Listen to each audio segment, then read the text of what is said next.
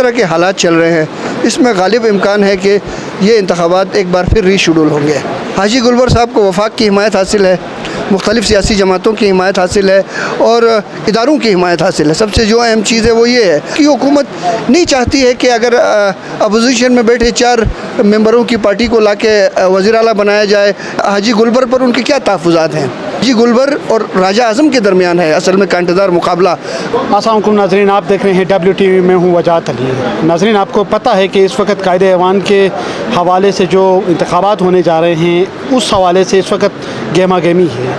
कल रात को अपोजिशन लीडर और शहजाद आगा रुकन कौमी असम्बली ने इस्तीफ़ा दिया और मरकज़ी क़यादत तक ये इस्तीफ़ा भिजवा दिया गया, जिसके तहत बिलावल भुट्टो के अहकामात मानते हुए कायरा साहब आज गिलगित गवर्नर हाउस में बराजमान है और सुबह से ये मुलाकातों, इजलासों और मीटिंग्स का सिलसिला जारी है। लेकिन अब तक की सूरत-हाल के मुताबिक अमजद एडवोकेट अपने मौक़िफ़ पे डट गए हैं और कायरा साहब और उसकी ये जो मीटिंग थी वो बेसूद साबित हुई है, जिसकी बदौलत अमजद एडवोकेट को पाकिस्तान पीपल्स पार्टी के जो चेयरमैन हैं बिलावल भुट्टो ज़रदारी ने कल इस्लामाबाद तलब कर लिया है। इस हवाले से हमारे साथ मौजूद हैं सीनियर सहाफ़ी और तजज़ियानिगार अब्दुर्रहमान बुखारी साहब। बुखारी साहब, बहुत बहुत शुक्रिया। क्या देख रहे हैं कल रात को जो अपडेट्स हुई हैं, उसके साथ आज कायरा साहब यहाँ पे आए हैं और काफ़ी सारी मीटिंग्स हुई हैं, क्या देख रहे हैं? इन मीटिंग्स में क्या हुआ और किसकी बैयत ली गई और किसकी बैयत करने का प्रोग्राम बनाया गया है? वजाहत साहब, आपका बहुत बहुत शुक्रिया। जैसा कि आपने ख़ुद भी बताया कि गवर्नर हाउस में मुलाकातें हुई हैं, लेकिन बेसूद साबित हुई हैं। अभी तक जितनी मुलाकातें हुई उसका कोई नतीजा जो है वो नहीं निकला, या वफाक जिस तरह की तवक्कुआत रख रहा है इन मुलाकातों के नताइज से मुतल्लिक, तो उस तरह के नताइज जो हैं वो सामने नहीं आए हैं। खुल के बात करें तो ये है कि अमजद साहब जो हैं वो हाजी गुलबर को सपोर्ट करने के लिए राज़ी नहीं हुए हैं। तो अब यकीनन इस सूरत हाल से जो है वो पार्टी की हाई कमांड जो है वो ख़ुद वो कोशिश करेंगे कि इस पर बातचीत करें। तो अब कल का दिन है, कल कागज़ात नामज़दगी आपको पता है शेड्यूल के मुताबिक कल जमा होने हैं। अगर ये चीज़ें फ़ौरन जो है इलेक्शन से पहले अगर ये मामलात हल ना हुए तो मुमकिन है कि ये इलेक्शन जो है रीशेड्यूल हो सकता है, और इस रीशेड्यूल होने के बाद दोबारा से नई तैयारियां, नई सफ़बंदी के बाद जो है नए कायदे ऐवान के चुनाव को जो है वो मुकम्मल किया जाएगा। अच्छा, इसमें अमजद एडवोकेट ने जो आज मौक़िफ़ इख्तियार किया है और एक चीज़ सामने आई है कि वो गुलबर को सपोर्ट करने की हिमायत में है कि बशर्ते कि वो पीपल्स पार्टी में शामिल होते हैं, तो वो कह रहे हैं कि कायदे ऐवान के लिए पूरा सपोर्ट भी किया जाएगा, हिमायत भी पूरी होगी। इस हवाले से आपके पास क्या इन्फॉर्मेशन है? जी देखें, ये तो काफ़ी पहले से ये चीज़ चल रही थी और हमारी मालूमात के मुताबिक हाजी गुलबर साहब ने ऐसा कोई सिग्नल दिया भी था कि वो जो है आने वाले जो इंतखाबात होंगे उसमें वो पाकिस्तान पीपल पार्टी शायद ज्वाइन भी करेंगे और कुछ और लोग भी जो हैं वो करना चाहेंगे। लेकिन अब ऐन वक्त पर जब हाजी गुलबर साहब कागज़ात नामज़दगी जमा करने यहाँ पहुँचे और शेड्यूल का ऐलान हुआ, तो ऐसे में सूरत हाल जो है वो बदल गई और अमजद साहब ने इस पर एतराज़ करना शुरू किया। और अब तक भी अमजद साहब का जो मौक़िफ़ है वो खुलकर वाज़ेह नहीं है कि वो ख़ुद चाहते क्या हैं। मुख्तलिफ़ हलकों में मुख्तलिफ़ चेमगोइयाँ हो रही हैं, जिसकी वजह से ख़ुद पाकिस्तान पीपल पार्टी के ऊपर भी बातें होना शुरू हो रही हैं। तो लिहाजा हम ये समझते हैं कि एक तो अमजद एडवोकेट साहब को अपना मौक़िफ़ वाज़ेह करना चाहिए कि वो चाहते क्या हैं। क्या वो ख़ुद वज़ीर आला के उम्मीदवार बनना चाहते हैं? अगर वो नहीं बनना चाहते हैं तो अगर हाजी गुलबर पर उनके क्या तहफ़्फ़ुज़ात हैं? अगर पार्टी क़यादत के फ़ैसलों से वो मुतसादिम राय अगर दे रहे हैं तो ऐसी सूरत में क्या वो पार्टी से बगावत कर रहे हैं? क्या वो पार्टी की हाई कमांड के फ़ैसलों के मानने के पाबंद नहीं हैं? तो इस तरह से बहुत सी चीज़ें, बहुत से सवालात जो हैं उठ रहे हैं, जिस पर वजाहत जो है वो अमजद साहब को करनी पड़ती है। अच्छा, ये बिल्कुल यहाँ वजाहत तो करनी पड़ेगी, लेकिन क्या समझते हैं ये हाजी गुलबर किसका उम्मीदवार है? ये PDM का उम्मीदवार है या फॉरवर्ड ब्लॉक का है? किसका उम्मीदवार है ये? देखिए जी, हाजी साहब जो हैं वो फॉरवर्ड ब्लॉक के हैं तो पाकिस्तान तहरीक इंसाफ के ही हैं और फॉरवर्ड ब्लॉक है। अब वफाकी हुकूमत नहीं चाहती है कि अगर अपोजिशन में बैठे 4 मेंबरों की पार्टी को लाके वज़ीर आला बनाया जाए या नून लीग के 3 मेंबरों पर मुश्तमिल पार्टी के जो है इक़्तिदार दे दिया जाए।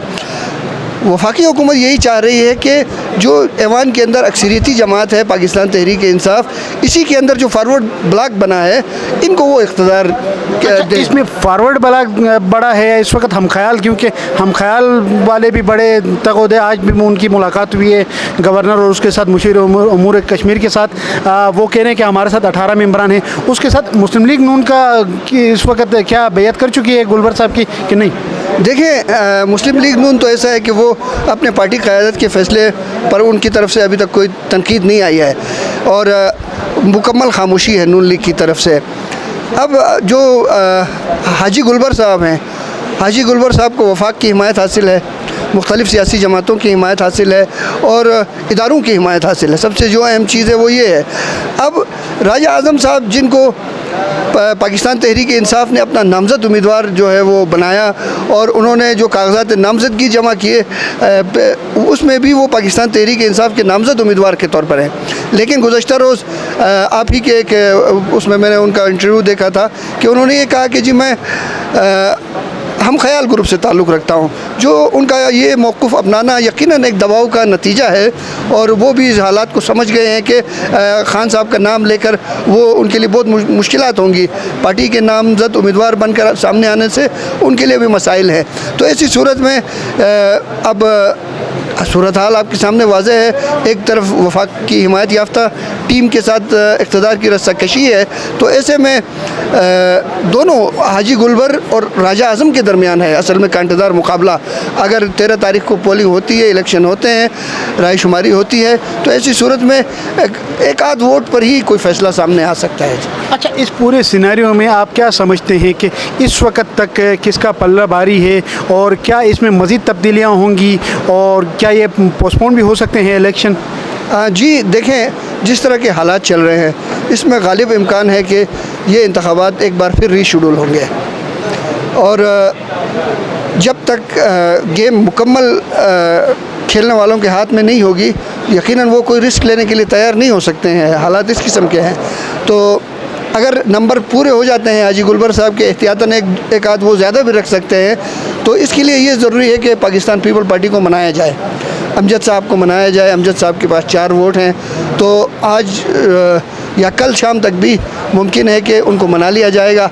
अगर उनको नहीं मनाया जा सकता है, कोई मुश्किलात आती हैं हाजी गुलबर के लिए, तो ऐसी सूरत में ये इनको रीशेड्यूल करना पड़ेगा। अच्छा, इस पूरे सिनेरियो के अंदर एक और चीज़ आ गई है, अब इलाकायत भी आ गई है, लिसानियत भी आ गई है, उसके साथ मज़हब का भी इन्वॉल्व हुआ है। ये सारे जो पत्ते खेले जा रहे हैं, क्या ये वाकई असरअंदाज होंगे या फिर ये जो एलीट पॉलिटिकल क्लास है या जो वो हैं पावर कॉरिडोर्स वो सिर्फ यूटिलाइज़ कर रहे हैं इसको? जी वजाहत भाई, बदकिस्मती से ये हकीकत है कि हमारे गिलगित बल्तिस्तान में हर मामले को मसलकी, इलाकाई और मतलब लिसानी बुनियादों पे, कौमी बुनियादों पे देखा जाता है और बदकिस्मती से इस मामले में भी यही हो रहा है। अब एक उम्मीदवार का ताल्लुक़ बल्तिस्तान रीजन से है, दूसरे का दियामर रीजन से है, तो ऐसे में जो उनके वोटर्स और सपोर्टर्स हैं, मेंबरान असम्बली हैं, वो भी 2 तकसीम हो रहे हैं और ये कोई अच्छा शुगून नहीं है। जहाँ तक आप अगर 2000 से लेकर 2023 तक का गिलगित बल्तिस्तान का सियासी मंजरनामा अगर आप उठाएँ, इक़्तिदार में शराकत दारी का अगर आप जायज़ा लें, तो आपको नुमाया तौर पर जो है वो बल्तिस्तान, अस्तोर, गिलगित, गिज़र और हुंज़ा जो है वो इक़्तिदार को एंजॉय करता हुआ नज़र आ रहा है। आपको नगर जो है वो कहीं पर भी इक़्तिदार में एंजॉय करता हुआ नज़र नहीं आ रहा। इसी तरह दियामर, किसी आला मनसब दियामर को नहीं मिला है। तो इस तरह बाज़ अज़ला की महरूमियाँ भी हैं। तो हम समझते हैं कि इन सारी तासुबात से बालातर होकर हमें ये भी देखना चाहिए कि यार शराकत इक़्तिदार में तवाज़ुन किस तरह पैदा हो, जो इलाक़े महरूमी का शिकार हैं उनकी महरूमियाँ किस तरह दूर हों। तो जो हमारे अरकान असम्बली हैं इनको भी चाहिए कि वो बड़े दिल के साथ एक बार वो नगर को मौका दें, एक बार वो गिज़र को मौका दें, दियामर को मौका दें, ताकि जो दिगर अज़ला के अंदर शराकत इक़्तिदार से मुतल्लिक़ महरूमियाँ हैं ये भी दूर हों और वो इलाके जो बहुत ज़्यादा पीछे रह गए हैं तरक्की में, जैसे आप दियामर की मिसाल ले लें। दियामर आपके गिलगित बल्तिस्तान के 10 अज़ला में सबसे ज़्यादा पसमानदा है, तो दियामर की तरक्की का अगर कोई मौका उनको मिल सकता है तो मिलना चाहिए। नगर है, नगर को भी इसी तरह से सपोर्ट करने की ज़रूरत है। चलिए, ये बात तो आपकी बिल्कुल ठीक है कि मतलब तमाम अजला को मिलना चाहिए। इस पूरे खेल के अंदर, इस पूरे जमहूरी प्रोसेस के अंदर नोटों की भी गनगरज देखने को मिल रही है, बहुत सारी चीज़ें चल रही हैं। क्या ये सही हो रहा है? अगर यही सिलसिला चलेगा तो जमहूरियत कहाँ जा पहुँचेगी? देखें, जहाँ तक नोटों की बात है तो कोई चीज़ ज़ाती तौर पर तो हमारे नोटिस में नहीं आई है। लोग दावे करते हैं, शिकायतें करते हैं, लेकिन हम वो बात नहीं कह सकते हैं जिसका कोई हमारे पास सबूत ना हो। अब जोड़ तोड़ तो सियासत है, हर मामले में होती है, और जोड़ तोड़ के ज़रिए ही हुकूमतें बनाई जाती हैं, हुकूमतें गिराई जाती हैं। ये एक जमहूरी अमल है, इसमें कोई बुराई नहीं है। अब अगर कोई, हम समझते हैं जो चीज़ बुरी है तो वो ये है कि किसी तासुब की बुनियाद पर किसी का रास्ता रोकना, ये ज़्यादती है। तासुब की बुनियाद पर किसी को इक़्तिदार के ऐवानों तक लेके जाना, ये जो है ज़्यादती है। ये देखा जाए कि मेरिट क्या है, इंसाफ। मैं आज भी इस बात पर कायम हूँ कि ये आला मनसब किसी काबिल शख्स के पास होना चाहिए, जो गिलगित बल्तिस्तान की तामीर और तरक्की के लिए अपनी सलाहियतों का इस्तेमाल कर सके, अपनी काबिलियत का इस्तेमाल कर सके। तो अगर मजबूरी में अगर कोई आपको ऐसी शख्सियत का इंतखाब करना पड़ता है कि किसी इलाके की महरूमियों को दूर करने के लिए, तो इस पर भी लचक पैदा करने की ज़रूरत है, कॉम्प्रोमाइज़ करने की ज़रूरत है, ताकि किसी इलाके की जो महरूमियाँ हैं शराकत इक़्तिदार से मुतल्लिक, तो वो दूर की जा सके। यकीनन गिलगित बल्तिस्तान, क्योंकि यहाँ पे लिटरेसी रेट सबसे ज़्यादा है, आवाम सियासी तौर पे काफ़ी हद तक बाशऊर हैं। यहाँ पे कोई ऐसा उम्मीदवार आ जाए कायदे ऐवान के लिए जो पढ़ा लिखा हो और उसके साथ सियासी शऊर का भरपूर अमली मुजाहरा भी करता हो। अगर कोई इस किस्म का उम्मीदवार आ गया, यकीनन ये कि गिलगित बल्तिस्तान की जो पढ़ी लिखी आवाम है वो भी उसकी हमनवा बन जाएगी। अब इस प्रोग्राम के हवाले से अपनी राय ज़रूर आगाह कीजिएगा। मुझे दीजिएगा इजाज़त। अल्लाह हाफ़िज़।